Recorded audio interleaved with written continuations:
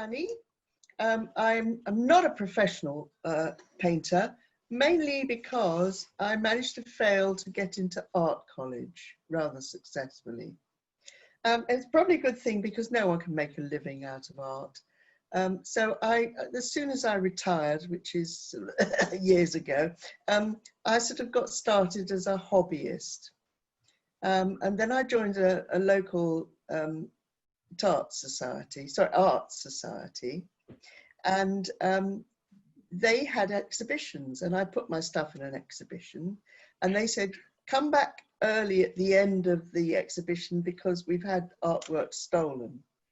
And when I got back, some things of mine were missing, and I sort of stood there saying, I think my stuff's been stolen, and they were saying, no, it's been sold. So I got quite excited by that, and anyway, things developed, and there are a few art galleries in Brecon, and they all wanted my work.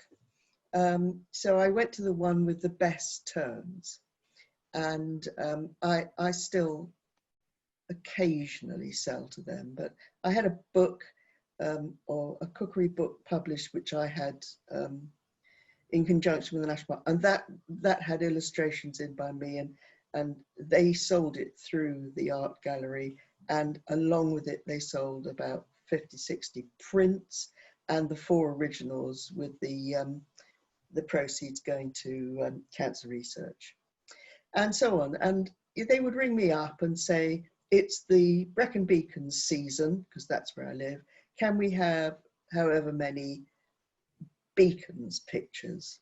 So I would produce them. It was all a bit mechanical, not really my cup of tea. Anyway, in the end, the whole thing, I just didn't really want to be doing it. And then, I had dementia by this time, and it was all too difficult, the commissions, it was all just getting to me. So now I just paint for the hell of it. And I just enjoy it because I like it.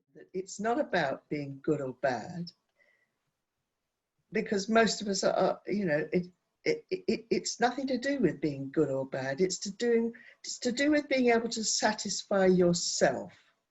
And if you like what you've done because of the colour or the shape or the whatever, then it's a success. There is no question that good drawing underlines a good painting. But I never used to really like drawing, and I really couldn't be bothered. Later on, I discovered that, like watercolour, it's not a talent, it's a skill. I picked these yesterday, and they're off a rose. They're those fluff balls that form from a rose. And I'm just going to show you how to do that. I haven't drawn anything, but what I will do is give myself a nice stalk. I've mixed up a brown. I'm giving myself a lovely stalk like that. I'm going to add my green to it. And the reason for that is that if you look at the stalk of a rose, it is actually quite green. It's got lots and lots of minute, horrible prickles sticking off. They usually face down so that they can catch you. And there they are. The leaf of the rose is really just like the sort of leaves that we all used to draw as children. They come off like that, and then they're like this. So that's the basics of that done.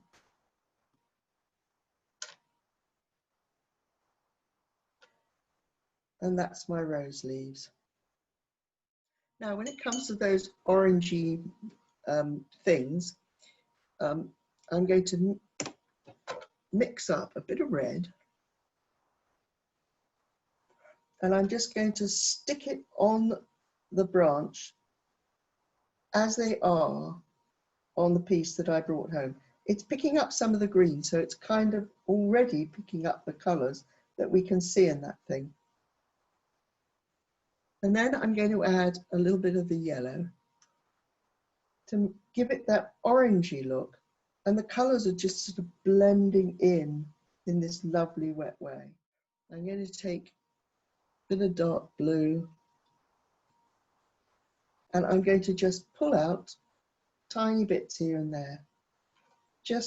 And I'm pulling out a bit of the blue. I've got blue on my brush, and I'm pulling out some of the red. So you get the idea of these sort of furry bits. And I'm using my finger, very handy things, to just bring out a little bit more of the shape and the colour. I paint what I feel, and that is all the difference. So on a day when I'm feeling rotten, stuff comes out dark and miserable. But a day when I'm feeling fairly happy, I paint lovely light pictures, you know, really light.